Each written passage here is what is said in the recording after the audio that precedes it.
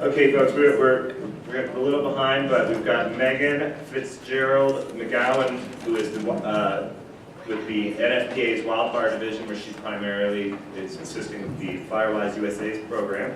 And Megan's here to tell us what's new at the NFPA, including the new Wildfire Mitigation Specialist certification, which I know plenty of us are interested in. So please welcome Megan.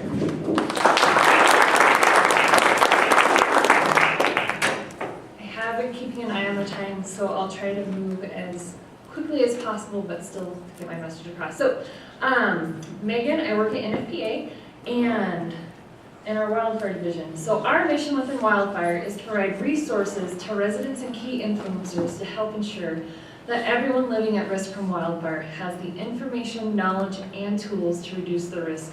So kind of in Jim's presentation, he talked about how their focus is that home and that home ignition zone.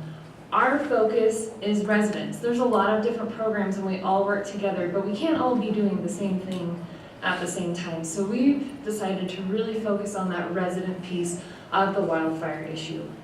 And we do this through different ways. Community engagement, so this as a program, most of you are familiar with FireWise USA. That's kind of our flagship program, started in 2002, recognizing that individuals do have a responsibility to reduce the risk, but their home and property is also influenced by their neighbor's home and property. So if they work together, they'll overall reduce the risk for their area.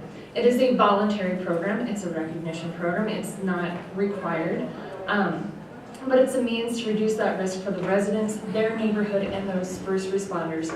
My boss, Tom Willie, his big dream, goal one day to tie in with Jim's is that like 80% of homes in that space will be mitigated at the home and at least that 0 to 5 foot level, if not further out.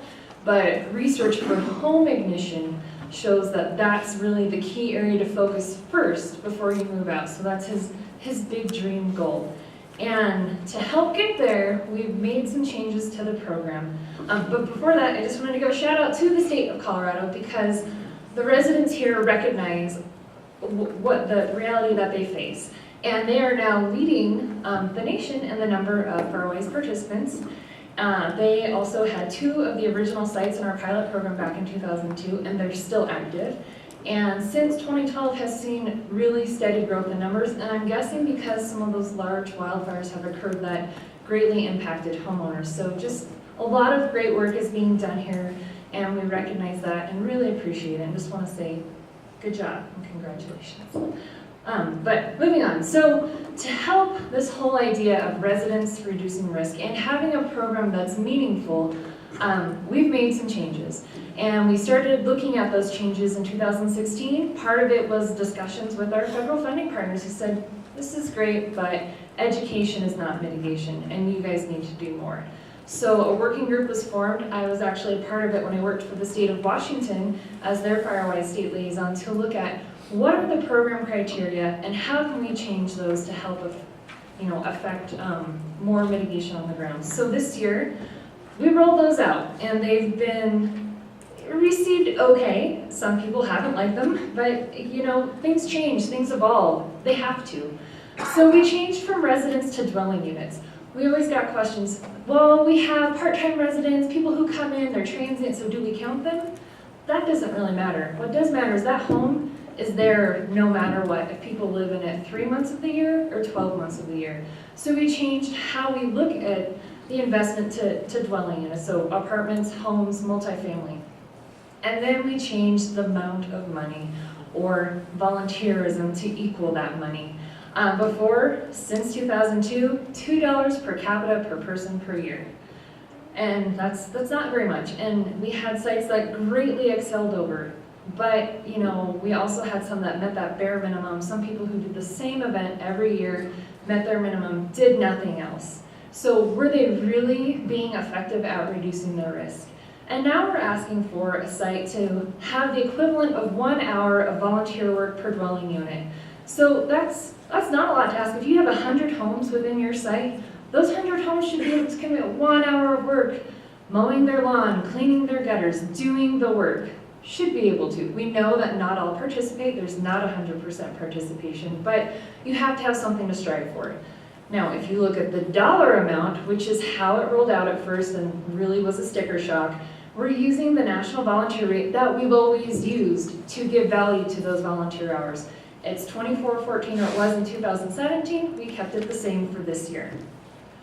And then we looked at the participant size. So there was never a minimum and a maximum before, and now there is. You have to have at least 8 dwelling units, and for new sites in 2018 and on, 2,500 is the cap.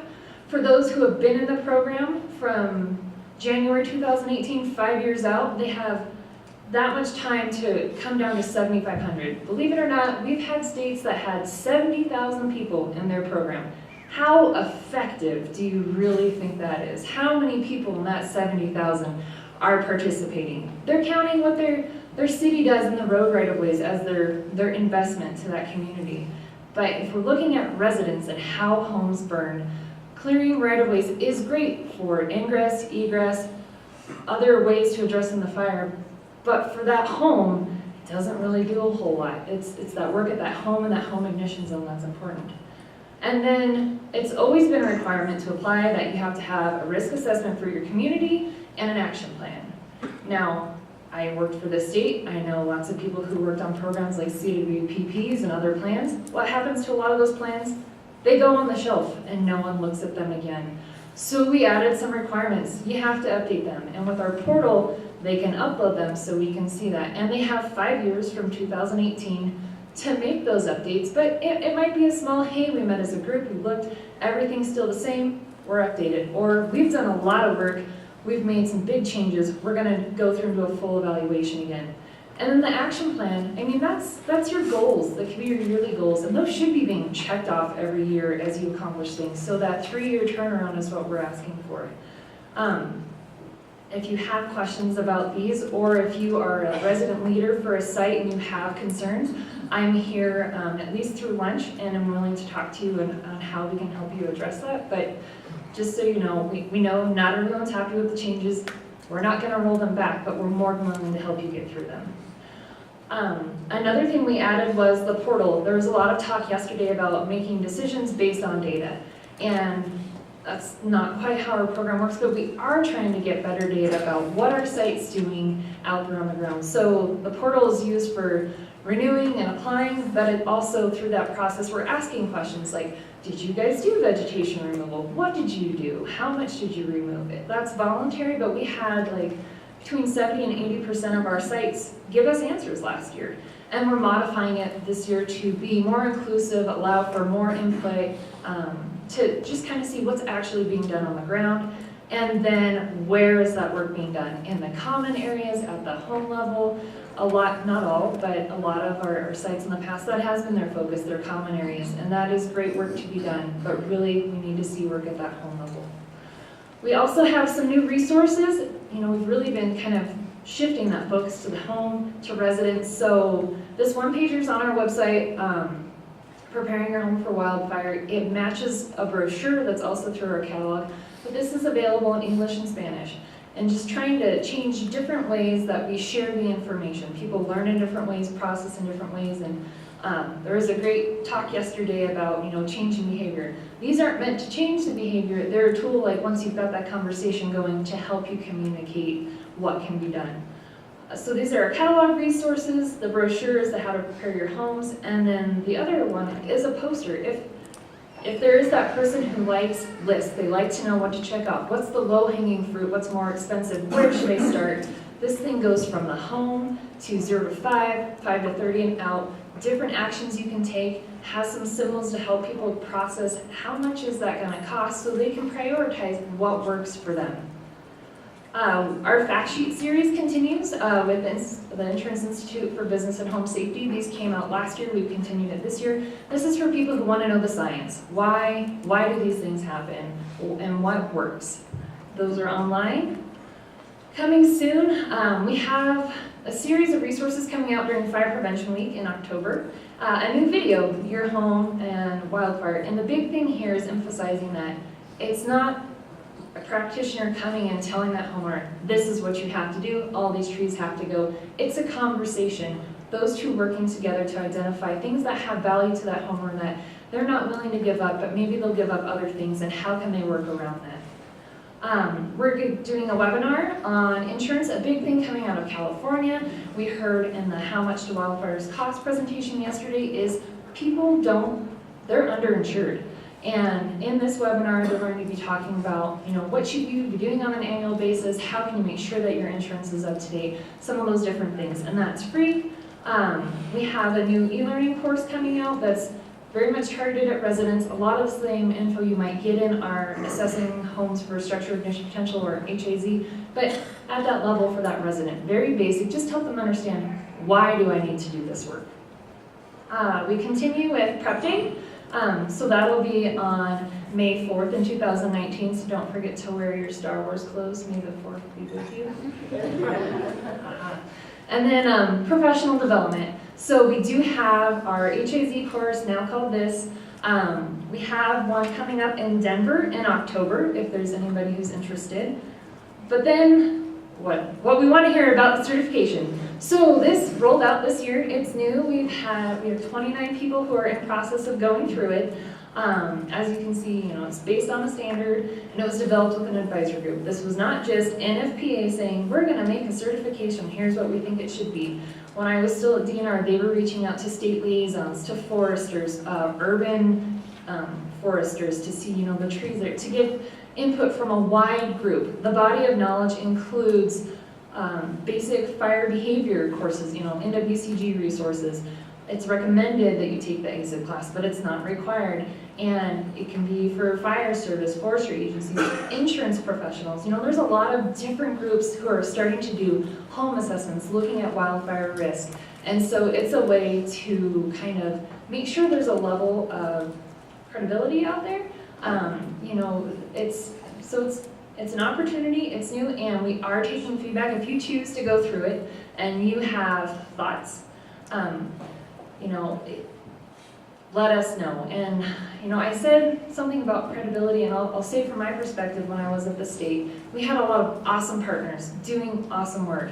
And then we had those few partners that you hear about who are looking at that funding mechanism. We can get money if we do this thing, who didn't have the knowledge or the skills to bring to the table, and were making recommendations that just didn't match the area they were working in terms of fire behavior, what the real risk was, what was going on the ground. So it's new, we're trying it, we welcome feedback. There's always opportunities to adjust. If you have questions, you can talk to me afterwards. I don't know much, I haven't had a chance to take it yet myself, but I will try my best to address them or get you in contact with the right person. That's it. A couple quick questions for Megan, then we'll try to get to break, or anything. Jamie? On the Firewatch USA, you mentioned that maybe someone you work with has this goal of the 80% concept like Ken Webster was talking about. Mm-hmm. Why not do that right now? Ooh, I forgot to mention, we're trying. We're piloting a Sites of Excellence program that's going to start. We have 6 participating sites across the U.S. that over the next 2 years are going to kind of work towards that. So they have to kind of apply to be a part of the pilot is looking at, getting that work done in that area, looking at that home assessments for every home within that site, because not all have that done. But that's a hard thing to bring to scale. And because it is a voluntary program, it's a hard thing to enforce. But if you have ideas on how that can be done, we're happy to discuss them. If it's changing the program more, we're happy to look at it. But if you don't, I'm afraid to answer. So for that. Thank you. Sorry. Oh, insurance is a big partner. So we've been hosting insurance summit at our annual CNE, but insurance companies, they are the ones who can directly influence that homeowner. So helping to share information, consistent information, helping to be a part of our promotion for different programs, having that knowledge to make sure that whatever they're putting out there matches science. But there's a lot of different ways, within a state that you heavily operate in, maybe sponsoring prep day projects or sponsoring different things, but finding ways to be out and involved in the community still meeting your business needs, but also helping your members, your clients, however you refer to them, to make sure that they're safe. But those are some different ways. And we're always open to ideas of more webinars, more blogs, more stories, more resources that we can co-produce.